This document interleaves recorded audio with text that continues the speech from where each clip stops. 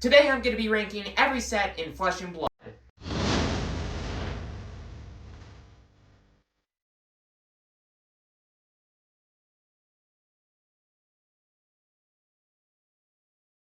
Hello and welcome to the table, and besides what I said in the intro, make sure to stay tuned until the end where I'll be ranking Rosetta, or at least predicting where I think Rosetta will lie on this list once it comes out. But before I go any further, I also want to note that this is all based on opinion. This is all my opinion. This is not like, this is exactly how the best to the worst to the whatever. No, this is all just my opinion. So leave a comment down below if you think any of these sets that I'm ranking should be placed any higher or lower, or if you agree with me or whatever. But getting into things, let's start off with the D tier. Now, this is the worst set in the game. I think everybody can kind of agree that Bright Lights is the most... it's the worst set in the game. It provided a very, very good limited experience. The crack, shuffle, and play method was great. Just opening your entire pool and being like, hey, I'm going to play all of it. That was fun.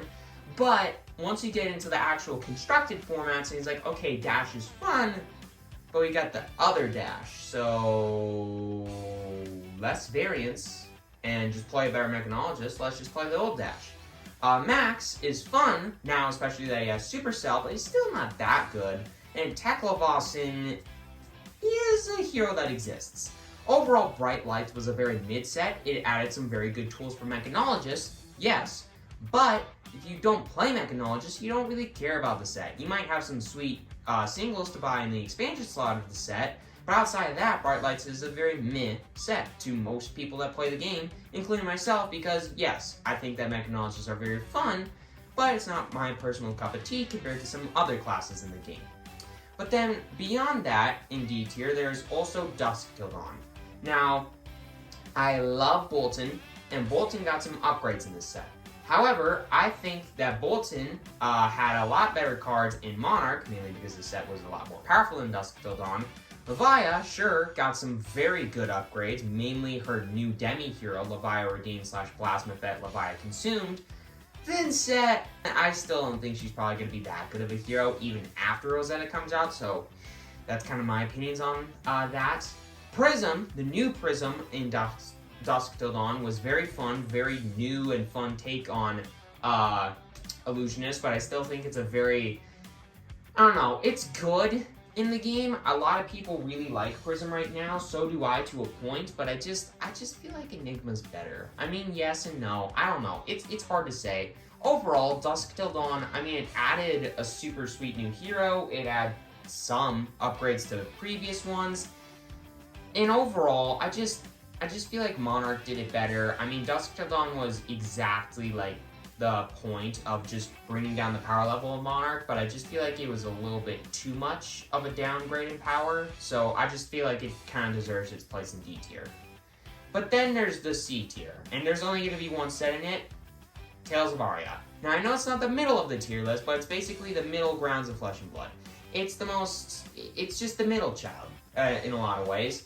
It's a very good set, and a very powerful set, but because of that, it was a little bit too powerful and a little bit too busted. It almost killed the game, and it broke it in a ton of ways. Adding the three most powerful, or some of the most powerful heroes in the entire game's history in one set, it had some of the most busted cards in the entire game, most of which got banned pretty dang quickly. One got banned, Duskblade I think it was, before the set even released. So yeah, I mean, Tales of Aria had some very busted and broken things in it.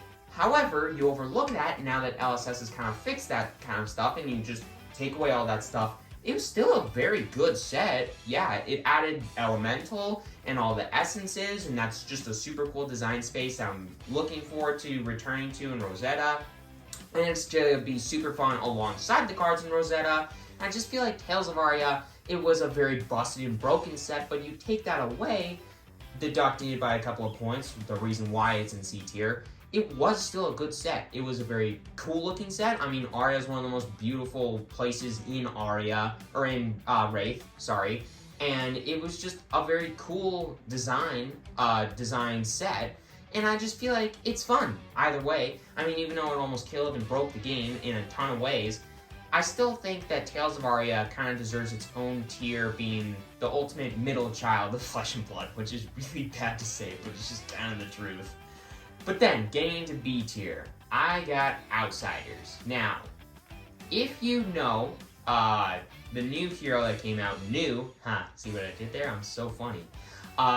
I do like Assassins quite a bit. Assassins are really fun to me because I love playing kind of like the reactive side of things in all games that I've ever played before. And Assassins in Outsiders got a ton of upgrades, which is super cool. It added one of my favorite heroes in the game, Azuri, which is just, I still think, a super good hero. It's not the best, but it's never really been bad. It had some really good generics. It had ninjas and added a ton of good upgrades to ninjas, yes, but I'm not a huge ninja guy, if you all didn't know that. And then Rangers got some sweet upgrades as well, and overall, Outsiders was a very good set, but it didn't really appeal to me outside of some Assassin cards and maybe eventually building an Azalea deck down the road, which I do eventually want to do. But Outsiders, it doesn't appeal to me as much as some of the other sets on this tier list, and in addition to that, the thing with Outsiders, every single time that I look through Outsiders and try to find singles that I need, like, every now and then it's like, hey, where are my 3 red humbles at? I look through it and I'm like, wait a minute, I only have 2, and then I have to go buy the singles online, and I have to spend the stupid shipping fee because I need to get 1/20, and it's just kind of annoying, and I'm like, it just, after doing it enough with this set, it just kind of ticked me off a little bit, so I think I just deducted it by a tier just because of how mad it made me a couple of times, which is stupid, but hey, I'm a teenager, so that kind of explains enough. But then, getting past that, there's 2 sets that I want to cover because I still can't really decide which one I like more or not, that being Arcane Rising and Monarch. So, here's the thing about these 2 sets. Arcane Rising was one of the original 3 sets in the game, an incredibly good set. It had 4 of the original 8 classes in the game. It introduced arcane damage, it had some amazing cards in it, some amazing everything, generics, tons of great stuff, tons of great cards, found fundamental and foundational cards for each of the 4 classes that it introduced, and it had cards like Art of War, it had cards like Enlightened Strike, the legendary equipment in that set was really good. I think Arcanite Skull Cap was introduced in that set. I can't remember for sure if it was or wasn't. But there were a couple of really good legendaries in that set either way. And, well, there are a ton of good legendaries in that set. But Arcane Rising was a really, really, really good set. And one of the best sets in the game, in my opinion. The weakest of the original 3, but still a very good set. But then there's Monarch, which, like I said earlier, I love Bolton a lot. He's my favorite hero in the game, and I've been trying to build a deck, like a budget level deck, which honestly is not that hard to do with Bolton, that's good and powerful and competitive, and I just really, really, really, really like Bolton. Levia, I think, is a super fun brute, the most fun brute in my opinion easily. My dad loves Levia a ton. I feel like I never got to play Chain or Prism, but I mean, watching the games, they were absurd, but like, oh my god, insane. It introduced talents, and overall, Monarch, to me, was an amazing set, because it introduced my favorite hero, and Levi, which is another cool one, and talents. So, it's just like, which one it should be placed ahead of the other, and in the end, it should be Arcane Rising, but, no, it should... Monarch. Monarch's going to be ahead of Arcane Rising. So if you couldn't tell, the sets that are further to the right are the ones that I think are worse on the tier list. But, yeah, I don't want to say that Monarch is worse than Arcane Rising because I just love Bolton so much, but realistically it is, but I don't care because I just love Bolton so much. But then, beyond that, there's one more set that I want to talk about, and that is Crucible of War. Another of the original 3 sets in Flesh and Blood that just made it the game that it is today. And Crucible of War was the original supplemental set, and still an amazing set to this day. It's got some incredible cards in it, and it's just like, there's a ton of great cards in it. Like with Arcane Rising and Welcome to Rathe, it just had some great fundamental and foundational cards for each of the 8 classes in said set. It had some great reprints in it. I think it reprinted Final Spring Tunic. I can't remember for sure if it did or didn't. But either way, Crucible of War is just an all-out amazing set, or an overall amazing set. But, similarly to Outsiders, every single time that I look through it, I'm like, oh, I need 3 copies of this. I'm looking through it, and I'm like, wait, I don't have a full playset. And then I have to do the whole, I gotta spend 20 cents on a stupid thing that I couldn't get a 3rd copy of or a 2nd copy of when I was playing Blitz. It's like, annoying. So, like Outsiders, it deducted my ranking of it by maybe a tier. Yeah.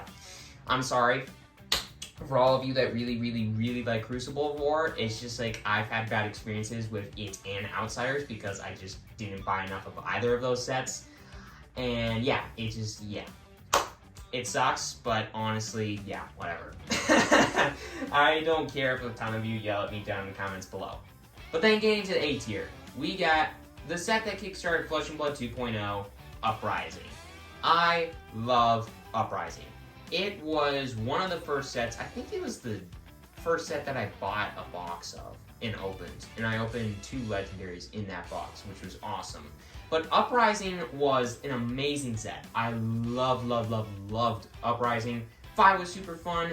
My dad loved Fi. I hated playing against it because I loved playing Dromai when she was still legal in Uprising. But either way, Uprising was a super fun set. Out of one of my favorite heroes in the entire game because I just love dragons. Icelander was super cool. It had some amazing generics. Again, it kickstarted Flesh and Blood 2.0 and pretty much saved the game after a certain set kind of almost killed it. But yeah, Uprising was amazing and wonderful, and I love it to the ends of the earth and back. But in my opinion, all the sets going forward, I think, deserve a higher ranking on this tier list. So unfortunately, that's what I'm going to be doing. But then, after that, the last of the original 3 sets, Welcome to Rathe. I love Welcome to Rathe so much. It is the best, in my opinion, alpha set out of any game in the history of TCGs. This set is the reason that Flesh and Blood is what it is today. You look through Welcome to Rathe, there are so many cards that's like, oh yeah, that card. Oh yeah, I need to get that in this set. I mean, the only reason that Brutes exist today is because of this set. Because what was printed in this set? Blood Rush Bellows. What do Brutes need in order to play the game? Blood Rush Bellows. Some of the great some of the best generics in the entire game were printed in this set. And obviously, oh wait. Okay, I made a mistake with Arcane Rising. Earlier, I said Art of War and Lightning Strike. No, it was Art of War and CNC, which is another reason why they should be higher than Monarch, but I'm sorry. But Welcome to Rathe had Enlightened Strike in it, and it had some other great generics that were more budget-friendly, Sink Below being the best D-React in the entire game, easily. It had Razor Reflex, it had Snatch, it had, like, you just look through it, like, oh yeah, Pummel! Oh my god, I gotta get Pummel! Oh, it's just, there's so many cards. Just in the generics alone, you get to some of the classes, like I said earlier, Blood Rush Bellows, and it's like, oh, there's so many cards. You always are looking Welcome to Rathe things like, oh yeah, this card, oh yeah, this card, oh yeah, this card. There's so many cards in a set that just made the game what it is today. It's the easiest way that I can put it. This set is incredible. It is the best alpha set out of any of the alpha sets in the entire game. If you're getting into Flesh and Blood and you can find a box of this set, you want to get it. Period. If you can find 2, get 2. That's how good this set is, in my opinion.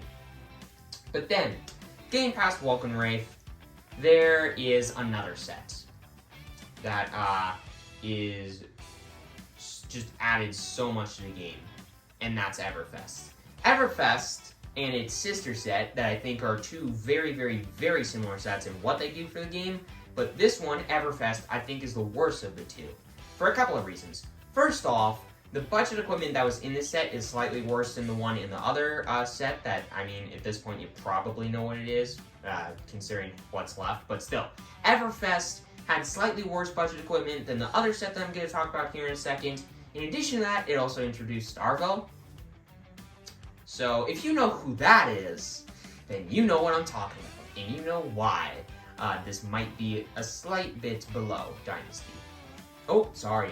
But anyways, Everfest overall was still an incredible set. Every single class that was in this set, that was in the game at the time, that got upgrades in Everfest, just, oh my god. They got so many upgrades. Every single time that I'm looking to build a deck, I swear, I'm always looking through Everfest, like Welcome Rathe, and it's like, oh yeah, this card, oh yeah, this card, oh yeah, this card. It's just putting it in the deck, gotta get this, gotta get this. There's just so many cards in this set that are played in pretty much every single deck in the game, and it's just unbelievable how many playable cards are in Everfest.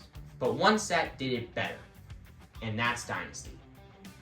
Dynasty is, for a while, was my favorite set in the entire game, easily. And Dynasty was just so fun. Dynasty it introduced Assassins, first off, and you know that that's one of my favorite classes in the entire game because attack reactions are my friend.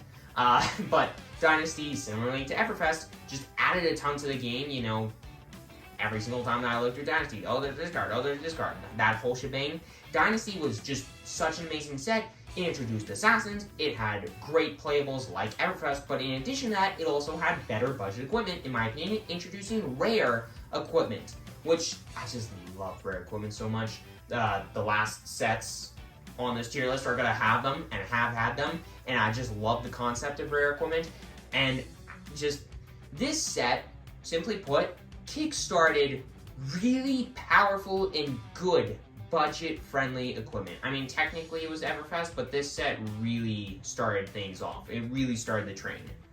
But then, getting to S tier, the best of the best, the near-perfect or perfect sets in Flesh and Blood. And there are two that I gotta talk about, and then I'll do my predictions for Rosetta.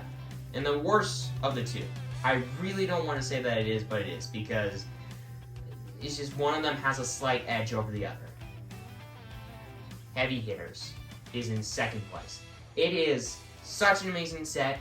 It kickstarted the golden age of Flesh and Blood, and Heavy Hitters overall was just one of my favorite sets. It was probably my favorite set. Okay. It was my second favorite limited experience in the entire game's history. Heavy Hitters was just so fun to play. I mean, it had Kaio, which I played in Limited, and I thought he was an absolute blast to play. It had Kasai, it had so many upgrades for Warriors, my favorite class in the game, and it was just, I loved it so much. Heavy Hitters was just an amazing set. Every single class in it. Brutes, Warriors, Guardians, I love all three of those classes, some slightly more than others, mainly Warriors over the other two. It had some amazing generics, it had one of the best expansion slots in the entire game's history, and overall was the best set in the game until another set came out. Part the Mist Veil. This set, oh my god, it did wonders for the game. I mean, best expansion slot ever, best limited experience ever. It introduced me to Classic Constructed. This is the first set that I've done Classic Constructed gameplays with, and oh my god, I have built better decks for this set than any other deck for any other set in any other TCG ever, and it's just gonna give me, this set has just given me so many amazing memories. This set has too, but Part the Mist Veil is the best set in the game. It is the best set in the game, and I don't think any set can top it for a while. I mean, Part the Mist Veil was just impeccable. There were honestly, besides a couple of reprints that I didn't necessarily like for Zen, Part the Mist Veil is the best set in the entire game and pretty much a perfect set. And I don't think any set is going to top it anytime soon. But lastly, before I end, where do I think Rosetta is going to go? Well, two of the Golden Age sets are up here in S tier. I honestly think this one's going to be there too. I think it's going to be behind Heavy Hitters in Part the Mist Veil because honestly, Arcane Damage only set makes me kind of scared, and I honestly don't like Arcane Damage a ton, but I still think that this set, it's either going to be right here or right here. It's going to be in one of those two places, and honestly, I think it could be very easily in S tier because I think the drafting experience, like Part the Mist Veil, will be super fun with 8 packs, and I feel like all of the new stuff that's going to be added to it, Like with Tales of Aria with the whole Essence thing, the return of that's going to be super fun. New stuff like Decompose looks super fun. Florian looks fun. Aurora looks fun. The other two heroes haven't been spoiled at this moment, but they're going to be spoiled here soon. And overall, I just think that Rosetta is going to be an absolutely amazing and super fun set. Not as fun as the two ahead of it, but still. Anyways, with all that aside, hope that you enjoyed this video. Make sure to hit that subscribe button, hit that like button. It's completely free, you won't regret it. And enjoy, everybody.